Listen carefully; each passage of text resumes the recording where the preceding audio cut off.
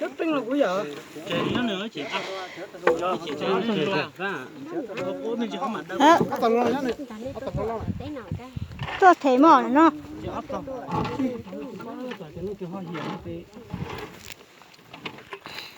Dùng chính là chữ mua đa chứ nó. Vật chữ hồ. Mà cá hồ. Không mà đi vào trời tắc luôn chứ. Cá hồ đi rồi. Cho chị. câu tôi thật nó rồi.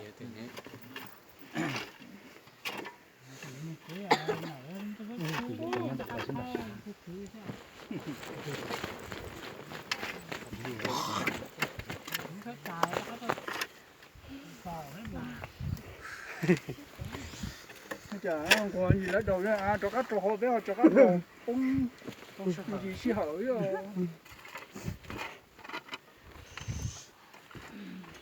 À bông hầu hết chả.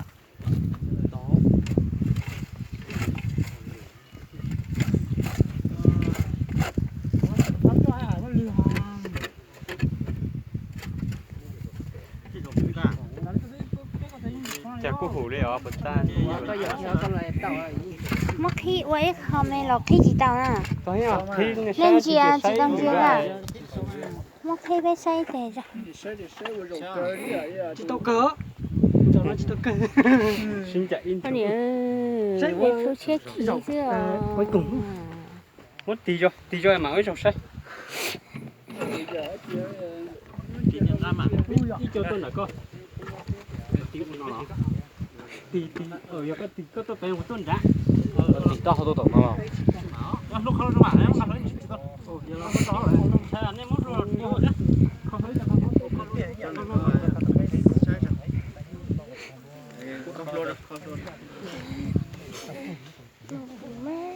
Ủa kiểu gì cái to. Như tao co ca.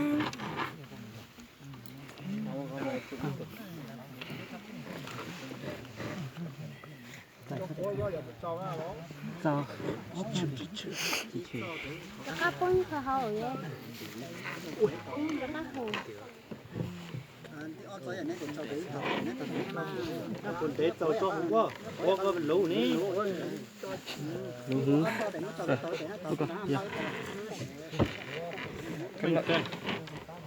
Anh nghĩ.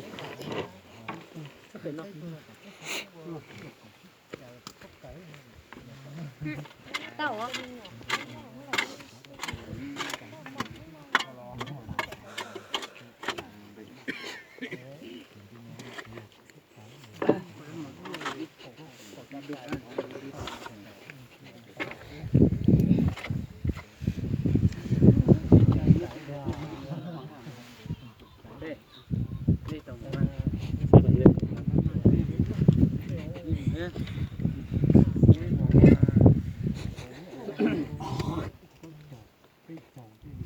Cái sái giặc khí anh sái tu giả tư ấy.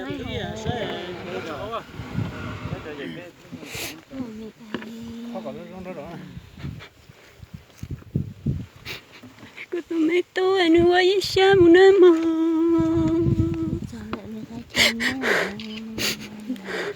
Sao tao nuôi khó chơi nhỏ rồi tao nuôi với sao nhỏ nơi mò.